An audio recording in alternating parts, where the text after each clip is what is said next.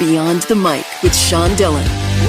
We're joined on the Starline by a man who at Palisades High School was playing in the pit for a high school Broadway show and thought, I can do that. So Once Upon a Mattress turned him from the trumpet to where he is now as Corny Collins in the national touring show of Hairspray. We welcome Andrew Scoggin. Thank you so much for having me. It was a great intro. Fantastic. I do my research. Yes, sir. Andrew, let's go beyond the mic. For anyone who hasn't seen Hairspray, describe the show. Hairspray is a story about a young, dynamic girl named Tracy Turnblad, and she is a catalyst of change for the city of Baltimore. Along her journey, she meets a cast of characters who join her in her pursuit to fight prejudice and power-hungry producers. And, a quote that I like to use for the show is, no dream is too big in the show, and neither is anyone's hair. It's full of incredible dancing, incredible voices, incredible acting. We have a range of Broadway talent to regional talent. It is just an incredible production that I'm so proud to have been working on for the past couple of months, and I've been taking it across the country. And if you have never seen Hairspray, never seen either of the movies, just come into the theater and prepare to dance and have a fantastic time. That's all I got to say. When you saw the movie and watched it on Broadway, it's a completely different than performing it. Absolutely. How has playing Corny in the show changed the way you experience the show? So like for the movie, the movie with like James Marsden playing Corny Collins, I was always just obsessed with his just demeanor, his swagger, and he just made it look so freaking easy. And then you do it on stage, and oh my God, it is, I think in the theater world, I call my track a princess track. It's a track that isn't in a predominant amount of the show, but my moments really matter a lot to the show. And when I'm on, it is just, I have so much to say in so little time, so many words. Nicest Kids in Town is an absolute blast of a number. So many words, so many lyrics, and I am just piping it out there. And these kids are absolutely dancing their butts off around me. There's literally nothing better in the world than hearing Good Morning Baltimore backstage, hyping myself up, getting ready to go, putting myself in character, standing on the Corny podium that says the Corny Collins show behind it, which, I've always wanted to stand on. And then it rolls out with all the boys pushing me out, and you just hear the drum hit, and no better way to start a show than saying, "Hey there, teenage Baltimore, don't change that channel." And it's unlike anything. It's so weird because, the show, the show within a show trope, but I'm also on TV in a show, not like a play within a show. So it's kind of different where a lot of my focus is to cameras. A lot of my focus is very specific. It's very timed to music. So there is such a formula to the way that this show has worked over the past 20 years. And I'm just like, it brings me so much joy every day to step into that formula. It really is an incredible show. Andrew, in the beginning, did you measure your performance comparing and contrasting between other Cornies? No. So I think sometimes I call it bad actor, but I think it's good actor sometimes because I like to come in absolutely blank, like absolutely blank. I have my research that I do, like I did research into Johnny Carson, I did research into Dick Clark, I did research into Dean Martin, I did research I did Vince Fontaine on the cruise ship on Royal Caribbean recently, and that was another show where I just put so much into the research of actual real life hosts, not just the show and watching the movie, because I think a lot of people fall into the hole of wanting to see, the exact source material, which is like, it's so important to the research, but something about it, if I see the actual character in work, I'm going to think about that performance going into it. And I have such a hard time wanting to do that because I want to bring in so many other realistic aspects of the world at the time in 1962, so many hosts of the time, and bring that into my performance rather than having like James Marsden or, influence my performance. So it's bad because sometimes I don't watch a lot of source material going into shows, but I do an immense amount of research on real life character life people to pull from. And that's really what influences my show as Corny. You sang choir in high school. What's your vocal type and how much range do you have? So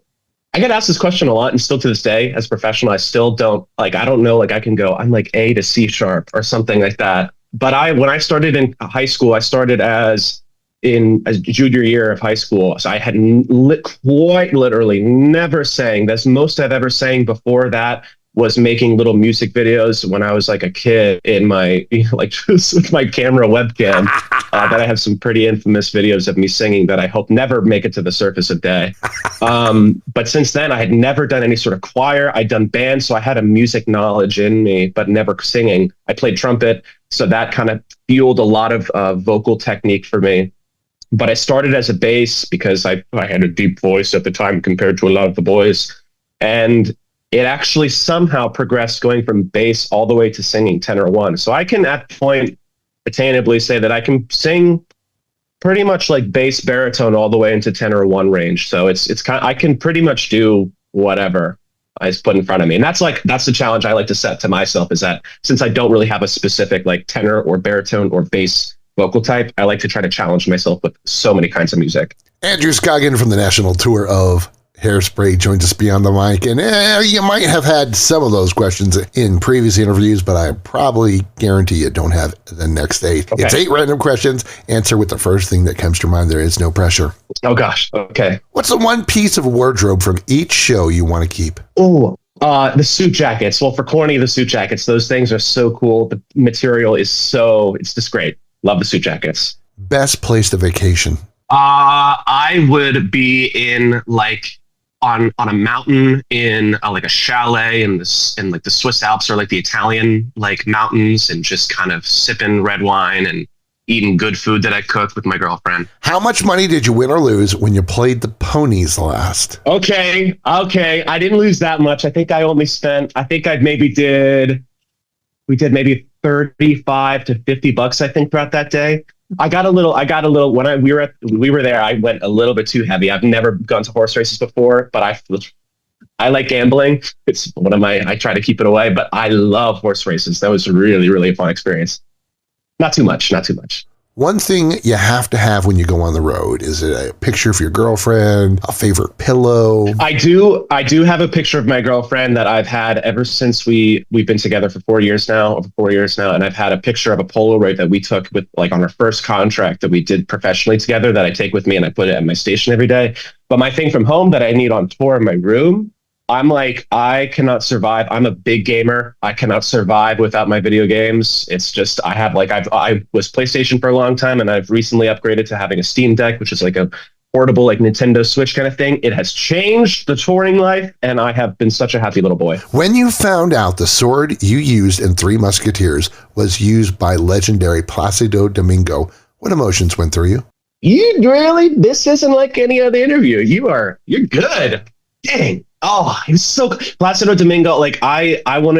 My voice teacher in college really had a want for me to go to Curtis Institute of Music to study voice, because she kind of found a world of opera within me, and which I had no idea. And I was like, I don't know if I want to do a full switch. She was an incredible voice teacher, and she really wanted me to push me in that direction, but I just loved musical theater too much. So I really loved Placido Domingo's voice. I really studied his, I think our voices, when I was trying to emphasize the opera life, he was kind of like my opera idol, I guess you could say. So as soon as I found that out, also working with like Rick Sordelay, who is an absolutely unbelievable stage combat expert, guru, fantastic person to work with. Yeah, that was a really cool show. Really, really cool show. What's the first place you have to find in a new city when you're on the road? Before the diet, I am a breakfast holic. I love breakfast sandwiches, are like my big thing. In all my interviews, I always ask, whenever we're going to go to some place, I always try to ask, what's the breakfast spot? So breakfast sandwiches are like my thing. It's really breakfast. I could survive a whole day off of breakfast. So I try to find like a really good breakfast spot, and that sort of makes me survive. What was the last Alabama football game you've ever attended? I've never attended an Alabama football game, and it upsets me till the day that I finally get to walk into Bryant-Denny and finally see a football game. I've always wanted to, and it has only gotten crazier since I became an Alabama fan when I was a kid. I still have my Nick Saban signed football. I wanted to go to Alabama. I was obsessed. I don't know why. I still am to this day, despite all the struggles that the program has been going through. It's actually funny because some of the people on the tour are from Alabama and went to the University of Alabama. So we've really bonded over watching the season, which was tough one this year. Tough one. I really want to go. I want to know what grade you got on your senior presentation on Nike's impact on society. crap. I passed. That's all I'll say. I don't actually know, to be honest with you. I put a lot of work into that. I loved Nike. I was obsessed with Nike. I thought it was one of the most, like, Phil Knight and, the whole entire team in Nike was just, I don't know, I was obsessed with it. And I also couldn't think of anything for my senior project because everybody had to do one and it had to be a 45-minute presentation. It was the bane of my existence. And I always would wear Nikes, and I was a Nike-holic. I wore Nike basketball shoes to prom when I absolutely shouldn't have, but I was obsessed with it. And I thought I was going to be a shoehead, even though I had no money for it. Thankful to my parents that funded my absolute minor addiction. And I think I'm going to say that I aced it. I feel like I aced it. I don't know if I did, but I passed. I graduated. So here we are. If you're enjoying these conversations, please check out another Beyond the Mic episode to find more actors, artists, and people you need to know.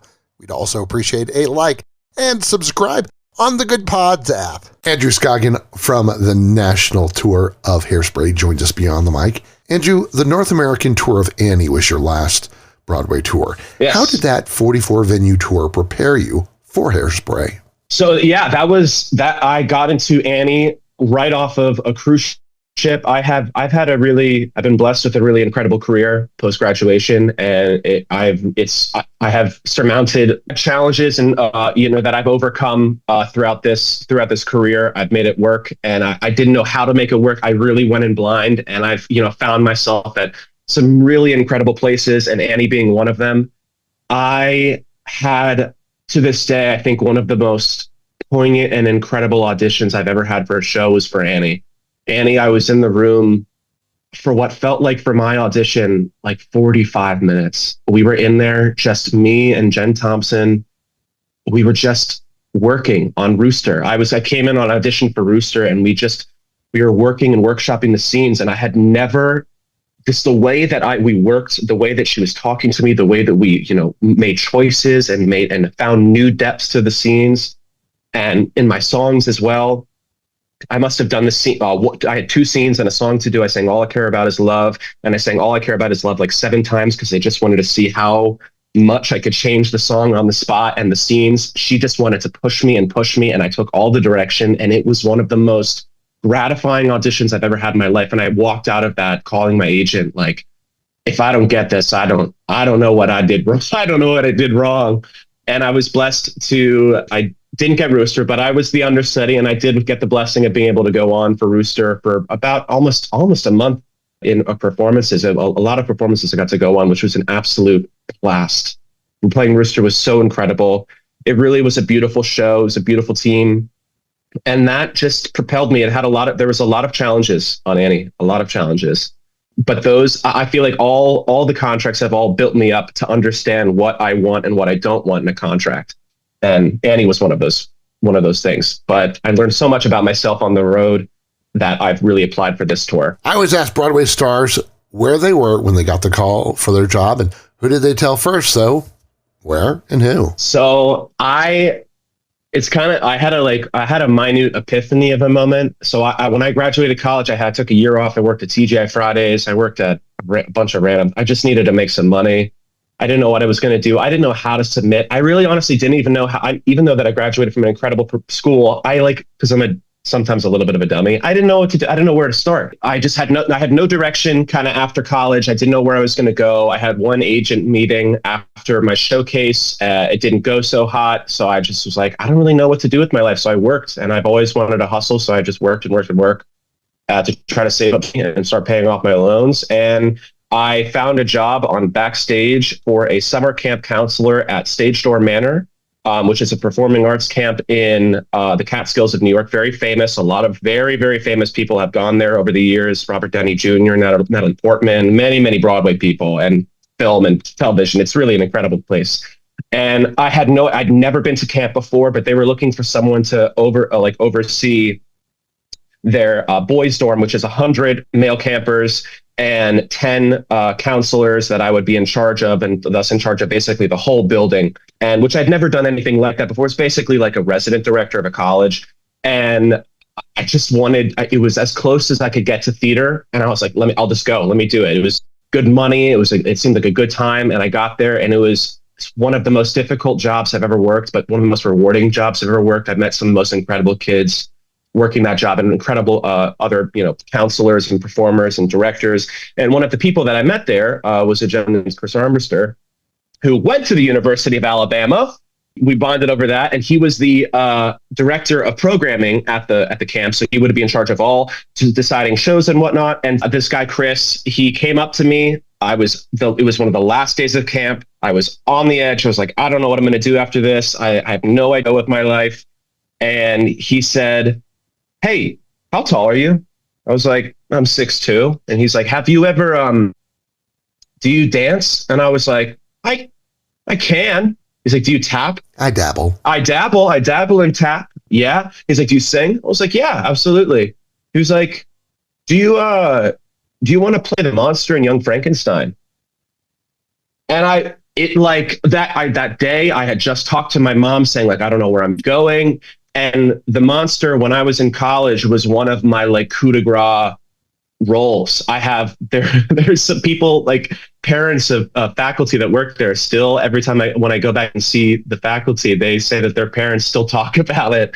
And it was such a part that held near and dear to me, because it really, I think, really formed me as an actor, because I really did a lot of research for that role. I went really deep for it, and I had an incredible time. And I was like, that was my role. I've done it before. I've done the platform, Boots. I've done it all. I would absolutely give anything to do that for you. And he's like, "Yeah, it's starting right after this, like maybe like 2 weeks, back at home. And then we start in Plymouth Beach, Massachusetts." And I was like, he's like, "Can you just send me a video?" I sent him a video of me singing "She Loves Me." And he saw the video and was like, "Great, awesome, you got it. I'll see you in Plymouth, Massachusetts." And that was my first contract. And I had direction, and I have not stopped working since. It has just worked. And the person who recorded that video with me for "She Loves Me" was a music director for a job down in Florida, who I went to right after that. I met my girlfriend Elizabeth on that contract. She played, ironically, Elizabeth. So she played my love interest. We had a little bit of a showmance that has turned into a romance of 4 years now. And a career that we have shared on stage together and off and across the world. It has been an incredible ride, but that was like the true epiphany. Where am I going to go? Here is a job. So who did you tell first? Oh, my mom. She was right back on the phone. Absolutely. I called my parents right there and then. Yeah, I was beside myself, because I had just talked to her earlier, like hours before that, not knowing what I was going to do. So I called them right there and then. I called my mom and my dad and told them, and they were beside themselves. Said, "We're going to make this work." And my parents have always supported me throughout this career, and they just wanted to make it work for me. So that, we made it work. I got to Plymouth Beach, Massachusetts, and my career has been there. Andrew, how has Elizabeth been your rock when you're both on the road, Broadway stars, she's in China, in The Sound of Music? Yeah, she's incredible. She really is everything to me. We've done this. We've been together for 4 years, ever since we started our first contracts together. She went to Boston Conservatory, and that was her first contract out of school. So we just met each other, and we've forged a career and a relationship together that I've really never met anyone who has gone through the struggles and challenges, but have created the most incredible, strongest relationship over all these different contracts together. She's always been there for me when we've been together and when we've been apart. We've been pretty much over the past about like almost year and a half of our life. We've been kind of living on FaceTime, because she's been in China for several months now. We have about 3 months left. I'm going to go see her on my 2-week layoff in May from the tour. I'm going straight from LA right to China, right to Hong Kong to go see her. Well, I'm over the moon. Every day. We were just talking about it today, because we're opposite ends of the earth. So she's 14 hours ahead of me. 14 hours ahead of me. Yeah. There's no one else that I could ever imagine of doing this journey with than her. She really has been my rock. You've got range playing in Mamma Mia, A Bronx Tale, King Richard II, Ragtime, Shakespeare in Love, and Alice in Wonderland. How did each of these roles challenge you?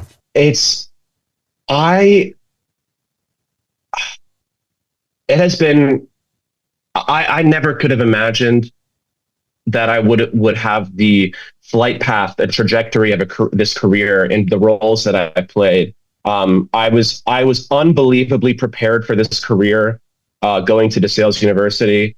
It was just by happenstance that my best friend at the time, Jillian, from high school was like, she's like, you should come to DeSales University, because I was struggling my first year at a different school and I didn't know where I wanted to go and I didn't know what I wanted to do. And she's like, come here. If you want to really just do this life, come here.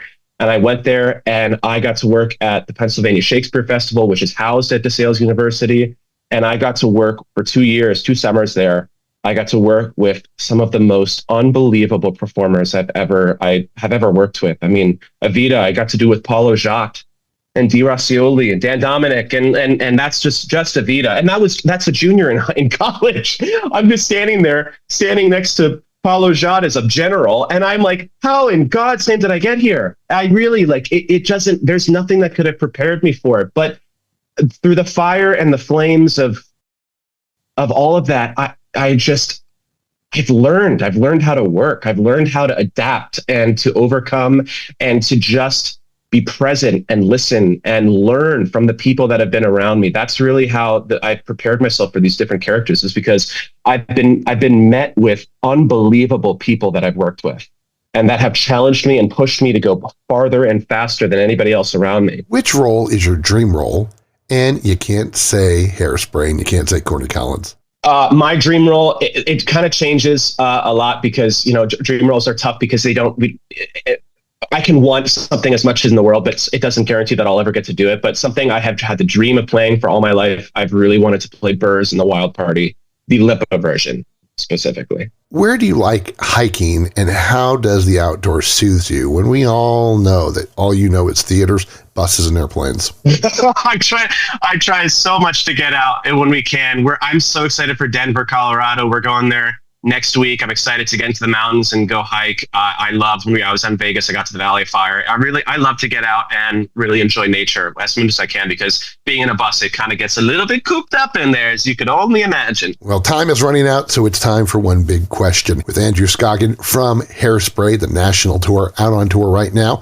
Andrew, what does the theater mean to you, and how has it changed your life? I only got 3 minutes for this? Gosh, you are good. First of all, I have to say before I answer this question, you're fantastic. I don't do a whole lot of interviews, but you are fantastic. John, you're awesome. I have to say that. This is a great interview. Great questions. Fantastic. What does theater mean to me? Theater is everything. I want to work in a theater till the day that I die. I want to act. I want to direct. I want to produce. I want to operate. I want to manage. I want to do everything. I never found anything throughout my life that, there's been some things that have stuck in terms of hobby. I moved around all my life, and hobbies and friends and have never been something that I've been able to hold down until I found theater. Theater is something that has given me everything. It's given me purpose. It's given me drive. It's given me work ethic. It's given me everything to live for. It's given me an incredible relationship. It's given me the world. It's everything to me. I really honestly don't know where I would be without theater. It's almost inexplicable. My life is theater. I'm like the most non-theater person. I love sports. I love video games. I love everything else but theater sometimes. But man, musical theater, acting, straight plays, cruise ships, touring, everything. I have experienced the world, and I know I'm only at the absolute tip of the sword. There's so much more left to experience, and I am the mystery of knowing where my life will be in this industry is truly the reason why I do it, because I have no idea what the next day will bring, and that excitement truly makes me get to the next day. This is everything to me. He researched real-life TV hosts preparing for the role of Corny Collins, worked at a TGI Fridays, and loves those breakfast sandwiches. Andrew Scoggin wants you to see him in the national tour of Hairspray. Andrew, thanks for taking the time to talk with us today. Thank you so much, Sean. This made my day, made my week, made my tour. You're awesome. And that, my friends, is Beyond the Mic.